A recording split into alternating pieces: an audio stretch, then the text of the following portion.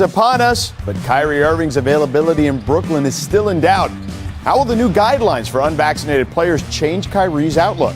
Meanwhile, the Nets beat the Lakers so decisively on Sunday that AD is questioning where his team is at already. And we'll go through the best images of the NBA season with historic NBA photographer Andrew Bernstein. Plus, after Brady's successful return to New England, what will be the most anticipated NBA reunion this coming season? No case of the Mondays here. The Jump starts right now.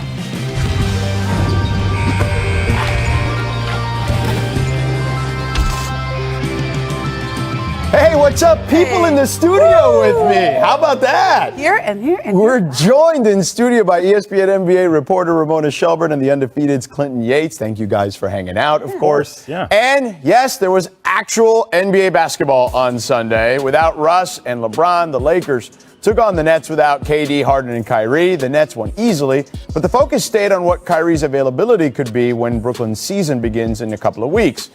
Steve Nash told reporters post-game he had no update on Kyrie's status playing in the preseason and beyond to this point. So today, Tim Bontemps and Bobby Marks report that the NBA and NBA Players Association agreed to a salary reduction for games missed in cities with vaccine mandates, which currently include New York and San Francisco.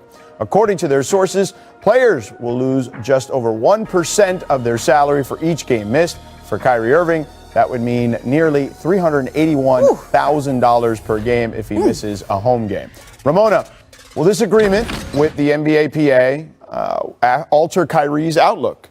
Well, it altered Andrew Wiggins' outlook. I mean, I don't know what it means for Kyrie. That'll be up to him. I think of all the players that we've heard from so far, he seems fairly entrenched in his position. And it was interesting, George. Like, I was at the game yesterday, and you saw the Nets all practicing together in San Diego all week. They had a really nice training camp. Everybody talked about how hard it was, how fun it was to play all of them together. They were sick of playing each other by the end of the week because they were just going against each other all the time. But Kyrie could have played in that game yesterday because it was in Los Angeles. There's not the same mandate here in Los Angeles. And because he's not going to practice when they go back to Brooklyn or play when they go back to Brooklyn, it's almost like you have the Kyrie on games and the Kyrie off games. Yesterday would have been a good opportunity to put him out there, but Steve Nash essentially said, yeah, that was never consideration. We weren't playing James Harden or Kevin Durant or Kyrie in this game. And it was interesting because I think they have a pretty good idea of how they want to play. They have a pretty good idea of what this team is going to look like. The question is it going to look like that for half the season? Or will it look like that for all of the season? Yeah. Clinton, what do you make of all this? I'm sorry. I can't take seriously the notion that Kyrie Irving just might miss half the games because he's not going to get vaccinated. I mean, to me, that on a leadership level is kind of unconscionable when you think about what it is this team is trying to do. They've got a real shot to win an NBA title, and to think that he's going to be so dug in on his stance like this, it's hard to understand because, listen, we can argue back and forth about the safety measures, but the bottom line is that if you're not vaccinated, you can't play basketball. You know what I mean? And I think from just a player hooper standpoint, I think he's eventually going to give in. I think there's an outside chance that maybe he is vaccinated and he's just trying to make some larger point to the media about privacy and so on and so forth. But if I'm a Nets fan, this is devastating. We're coming up on the season now, and guys aren't even playing ball because of things that are unrelated on some levels. Hate to see it. And right now, George, it's LA and it's San Francisco and New York, but the expectation around the league is that kind of mandate could go into other markets as well throughout this year. So we're talking about how, and I mean, it's a funny irony. It's not funny for the teams or the players involved, but theoretically, Kyrie could play when they go through San Francisco because he'd be a visiting player, but not in Brooklyn, okay? Because it only affects the home players. But I think the expectation is that is going to be more of the norm as this season goes on. And so we're talking about half the home games because he plays in New York and there's a government mandate there. But that could expand. Yeah. How do his teammates feel about this? Do we have any sense, or the coaching staff and the organization? Look, when Steve Nash answered that question, it was less than 3 seconds. Yeah. I don't want to talk about this. I don't have anything there for you on it. They don't want this to become a distraction, even though it is. You could not want something to be a distraction, and it's a distraction. But they're doing their best to just move along and play the way they play the way they're going to have to play, regardless of whether he's there or not. But I really got the sense when they were down in San Diego, they went to Joe Tsai, the owner of the team. He has a house down in La Jolla. They went and had a team bonding experience. Right. They've got to do things as a team this year because the rules are so much more relaxed in terms of COVID protocols that nobody got to do last year. And I think they have been able to build a sense of camaraderie, even despite Kyrie not being able to play at home or practice at home? I would say it's a little bit more than a distraction at this point. You know what I'm saying? It's a legitimate availability thing that affects whether or not this team is going to be able to win going forward. I think distraction is a massive understatement. Let's move forward here after an opening week of camp where Andrew Wiggins explained his reasoning to not be vaccinated. Steve Kerr confirmed Sunday that Wiggins is now vaccinated and expects to be clear to play home games once the season starts in San Francisco. Golden State's home opener is against the Clippers, October 21st on ESPN here. And Clinton, is this a matter of money overcoming concerns for Wiggins? What do you make of it? I think this is a guy who just kind of grew up on this one. You know, we saw a couple different things in terms of him coming out in the public and stating his thoughts on what was going to happen. And then he tried to sort of sneak that religious exemption by and got roundly mocked by a lot of people in public. And then came to a decision that, once again, I think was a basketball one. When you saw what Kerr said, he just said, listen, I don't want to talk about this anymore. You know what I mean? Just like Steve Nash. It's like, can we get this over with? But again, the power of pressure in certain matters, and in this case, public health, I think really affected him. You know, he's a guy that was an everyday player for him, a durable guy. But when you come out there and try to act like that, and then everybody says, listen, man, this is not what you're going to do. This doesn't make sense. Change his mind, and I think it's a healthier decision. I hope that works out for the Warriors. You know, George, in the NFL, they reframe the issue of vaccination as availability and accountability to your teammates. And I think when I heard Wiggins talk last week, and he said it was my decision or my problem, not yours, and it felt like it was very personal for him in the sense that he didn't want to do something he didn't want to do. But if you reframe that, and I think that's how his Warriors teammates were talking about it, is we need you, man. Right. We need you out there. And are you available to us or not? And I think the more the NBA goes in this direction, the more you'll see you saw even last week, it went from 90% of players who had got at least their first shot to 95. Right, Woj reported that. Yeah. There's going to be that trickle. 95% of players have been Yeah, at least the first shot. Not fully vaccinated, but at least the first shot. And it's going in that direction. And look, there's a nice way to do it where you incentivize people. Like they're not testing every day.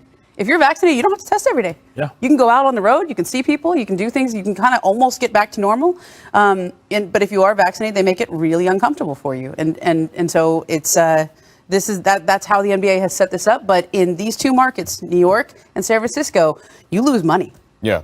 That gets your attention. Yeah, that would change things for sure, and it has perhaps with Andrew Wiggins. So, all right, back to Sunday's game where LeBron and Russ didn't play. Anthony Davis did for 11 minutes, but the Lakers gave up 123 points to the Nets without any of their top stars. And afterwards, AD was not pleased with the Lakers' performance. Oh, we're way behind. Getting movement on offense, quality shots, defensively, talking, getting our schemes right, rebounding, very huge. We're not boxing out. And that was the main takeaway. Just, offensive count, we're not really too worried about it. Especially when we get Brian, Melo, TA, Russ out there.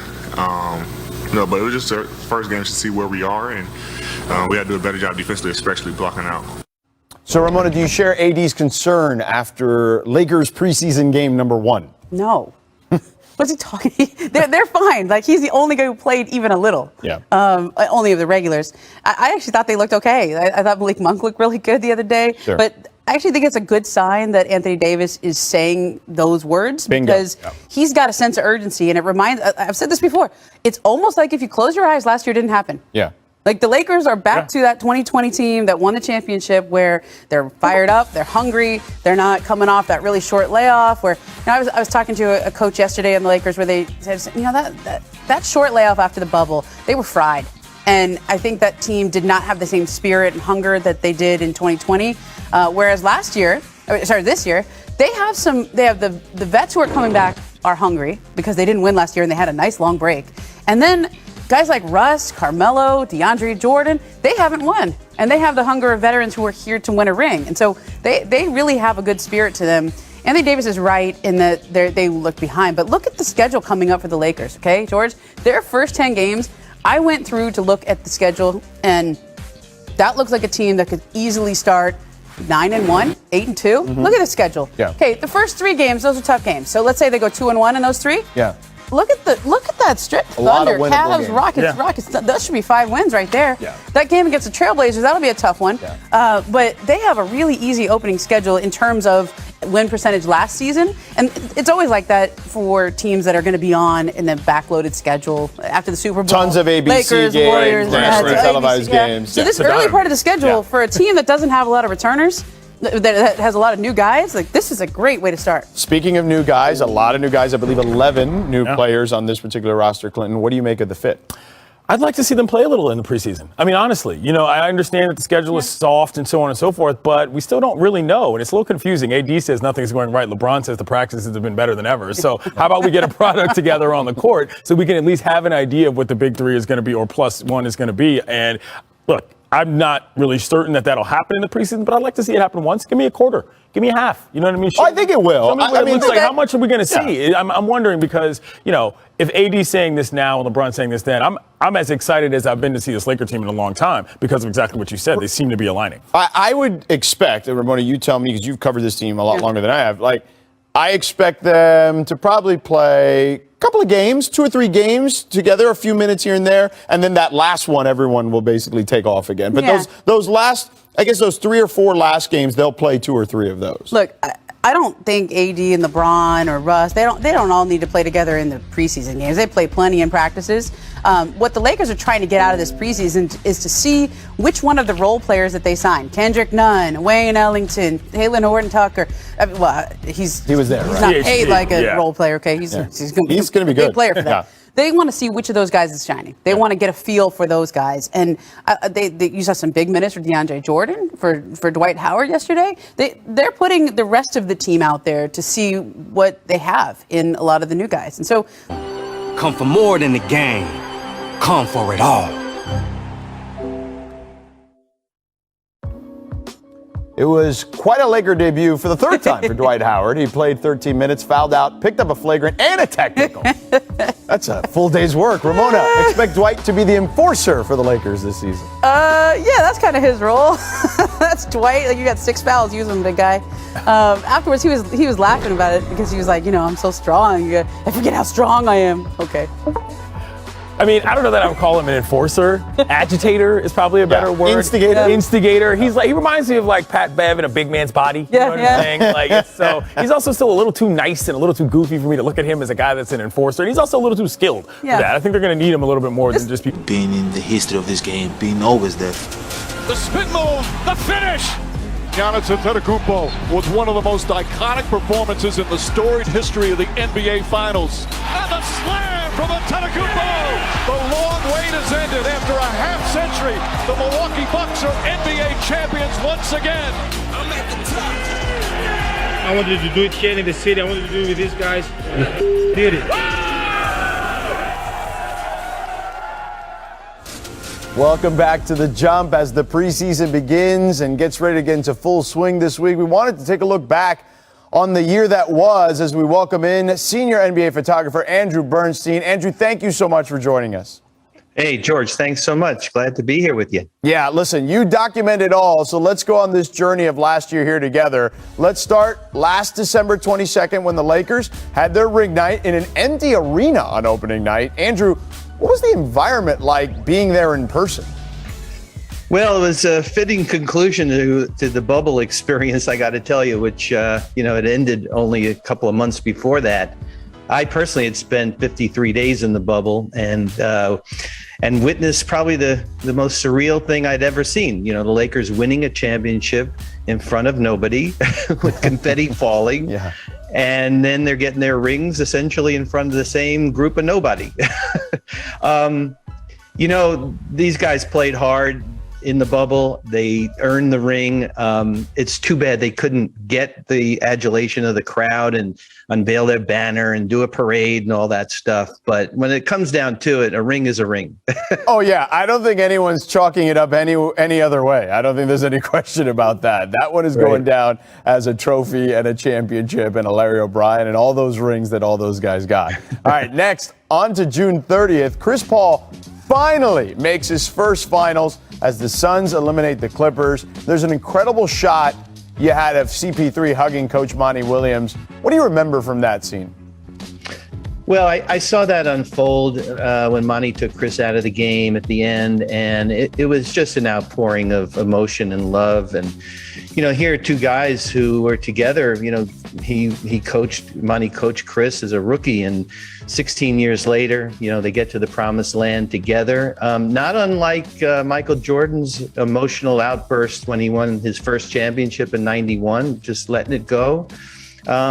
But there's true love between those two. And I was just glad that the seas parted because there were a lot of people in the way. I was on the other end of the court when I shot that.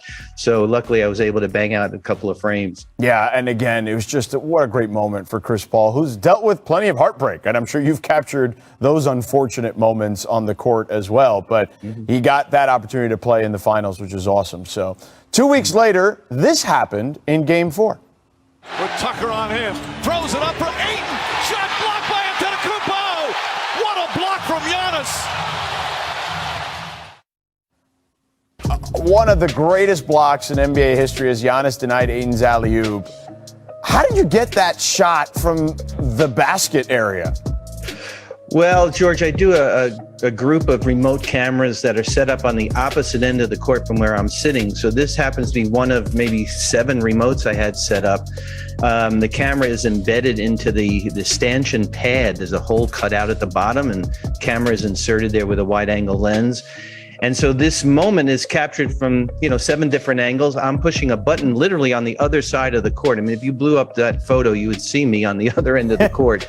And, it was a bang, bang play, as you just saw in the video. I was really lucky. Honestly, luck was with me that day because I timed it, I think, perfectly. But that doesn't always happen. But I was super thankful to get this moment in Game 4. Well, listen, I mean, maybe luck played a role in it, but you're pretty awesome at what you do, okay? Which is why every year you come on this show and why every year there's so many great photographs of the NBA. All right, let's move on to Game 6. The Bucks win their first title in 50 years. What moments did you find during that particular celebration that stood out? Wow, what an incredible moment. I mean, Giannis's story is just a whole other episode, I mean, what an incredible life's journey he's had. And he's such a humble, genuine guy. I mean, I wish I could spend more time around him. I hope I do the rest of my career and his career.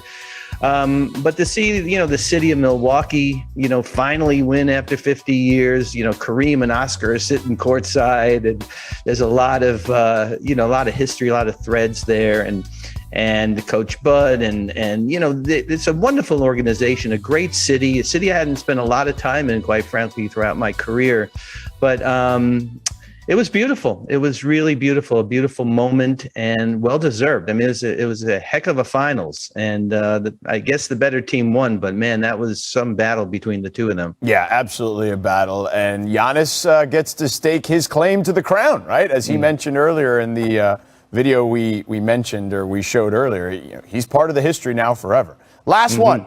Just a couple of weeks ago, you were at the Clippers groundbreaking for their new arena in Inglewood. What do you think the new Intuit Arena will mean for the Clippers? Well, that was incredible. I mean, I have to preface this answer by saying I'm the last remaining person associated with the Clippers who was there on opening night in 1984. Wow. After Ralph Lawler retired, it left me as the last standing person. So this will be the third arena, God willing, knock on wood, that I'll work in, that the Clippers will play in, Sports Arena, Staples Center, now the Intuit Dome. I think it's great. I mean, Steve Ballmer has a vision. The city of Inglewood is going to benefit. The fans are going to have an arena that's dedicated just to their team. They don't have to share it with anybody.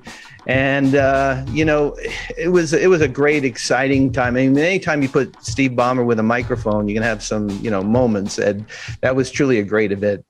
I'm sure it'll be a beautiful backdrop as well for new photographs for you moving forward once that thing gets built. Is there any date you have circled on your calendar for this upcoming season? Well, anytime the Lakers play the Clippers in Staples Center, that's definitely circled on my calendar. Also, I'm really looking forward, I'm sure like you and everyone else, to when the NBA unveils the NBA 75. I mean, yes. There's a lot of speculation who's going to be on that list. That's going to be coming up soon.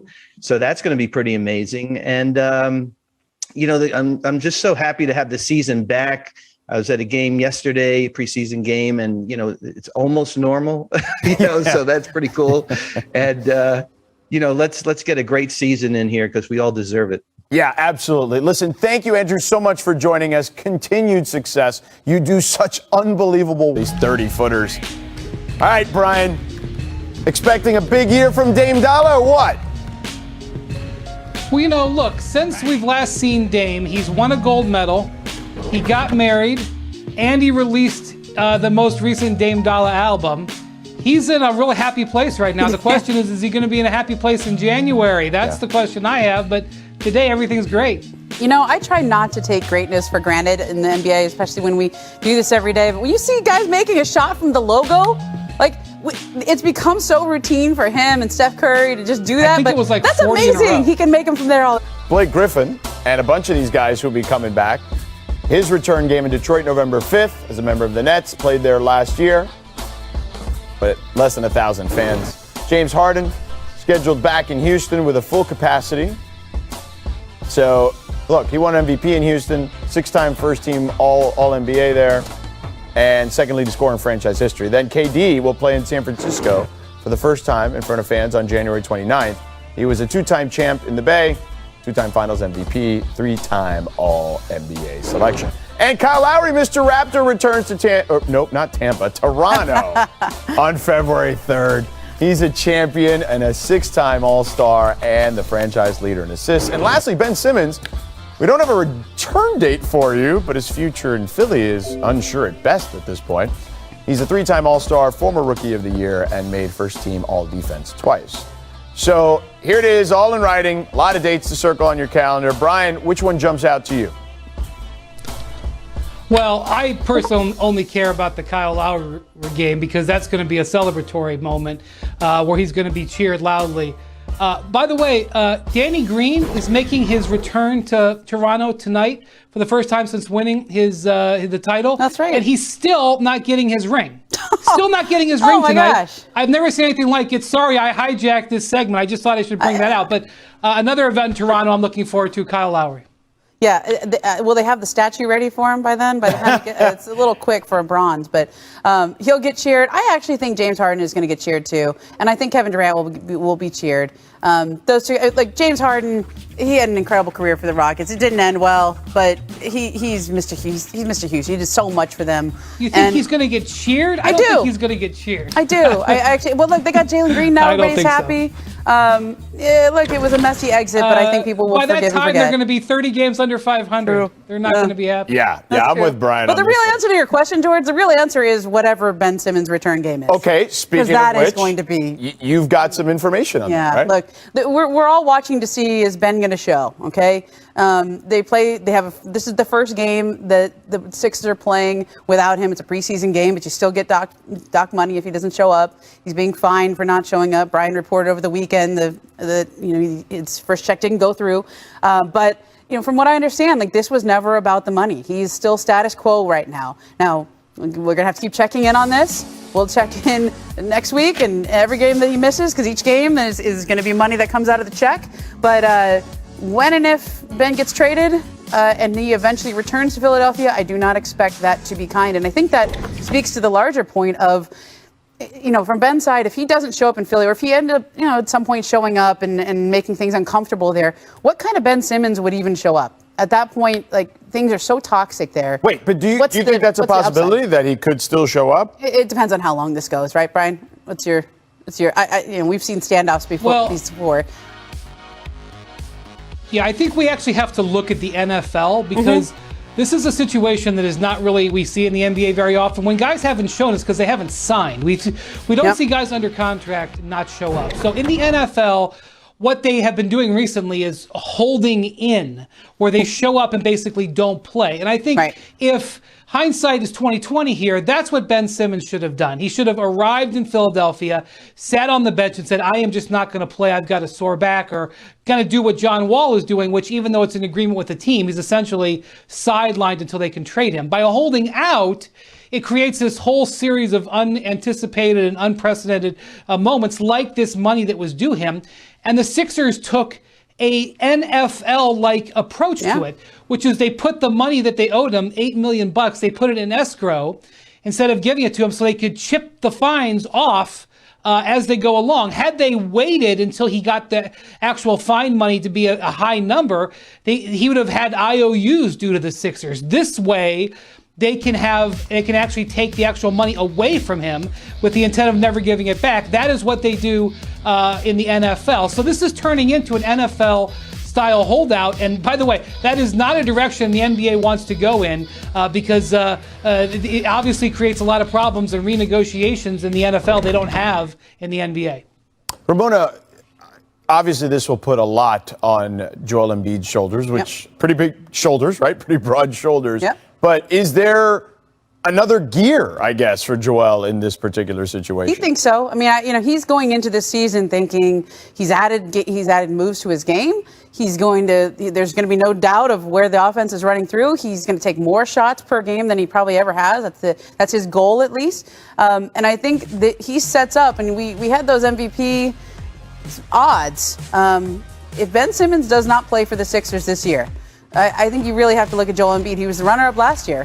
And if he can play enough games, he should be in there, and especially if they play well. They're really high on Tyrese Maxey. They really like him in that spot, and they're very high on this. And in a lot of ways, that lineup right there is geared more towards Embiid's skill set than when they have to do the making room for each other with Ben Simmons. And, Brian, with Tobias Harris, I mean, he's another max player. Like, we don't even talk about him. But he's certainly someone that can elevate his game at this point, right? Yeah, it's definitely an opportunity for Tobias. He thought he should have been an all-star last year. He wasn't really that close to making it, but that door is open. But here's the thing. They're taking away one of the top 3 or 4 defensive players in the league off of their roster. They are not going to just not feel that. They're going to feel it. They were the number 1 seed in the East last year, bona fide championship contender. You don't lose a guy like Ben Simmons and all of a sudden are still in the same spot. I do agree with Ramona. I mean, I was somebody who was beating the drum for Embiid to be MVP last year, but he missed so many games that it became very hard to vote for him. But that's the thing with Embiid. He misses games. He got hurt then in the playoffs. If he's not missing games, he's playing through injuries. So, you know, it's one thing to have a team like they had last year. It's another thing to not have Ben Simmons and then knowing that Embiid's going to miss a significant percentage of games. I just don't think they're the same team without him. And that's why it's a conundrum for Philly, because they can't just trade him for nothing. They've got to trade him for players or player that can keep that same level. And it is not an easy level to maintain because, you know, Ben Simmons. So said his goal is to average 10 assists per game this season. Brian, what are your realistic expectations for the Rockets? Lots and lots and lots of losing. They are geared to lose. They're one of the youngest teams in NBA history. And one of the ways you guarantee losing in the NBA is by having a young backcourt, and they have the youngest. Look, they're set up to where you want to just find 1 or 2 or 3 young players to build your core around. They're really excited they got Jalen Green. Brian's right. They're going to lose a lot of games. You just hope that doesn't change the culture going forward. But if you can find 2 or 3 guys that you feel you can build a team around, that's season's a success. Moving on, Lakers guard Malik Monk led the team in scoring with 15 points last night. He was asked about his new nickname. Let's take a listen.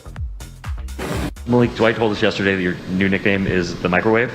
How do you feel about that one? And do you feel like that sums up your game? They called me that, so I'll take the nickname. I don't give myself nicknames. But yeah, I think it fits well. I think it fits well. Perfect. His teammate Anthony Davis also said, "We're still surprised we got him, to be honest." Ramona, how much of an impact do you think Malik will have this season? I mean, Vinny Johns would like a word. That nickname has been used. But I like it. That's exactly what Malik Monk's going to give them. If he's on, he's going to be a great player for them. He was on last night, or yesterday during the day. It was a 12:30 start. But yeah, I'm surprised that he was available for them and at the price they got him for. But that's why you sign that 1-year deal. So you play for a team that's looking for a championship and hope you make a big impact.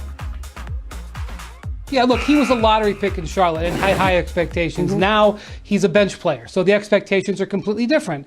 And he's going to have games where he plays great. I mean, he had moments in Charlotte where it was like, wow, this guy is going to be a star. But those were not that common. So look, with what they're paying him, if he comes off the bench and has 15 games like that during the regular season, helps the Lakers win 4 or 5 games this way, he will have served his role. And as long as you keep your expectations to that, you'll be happy. If you expect that every night, like the Hornets were when they drafted him so highly, you're probably going to be let down.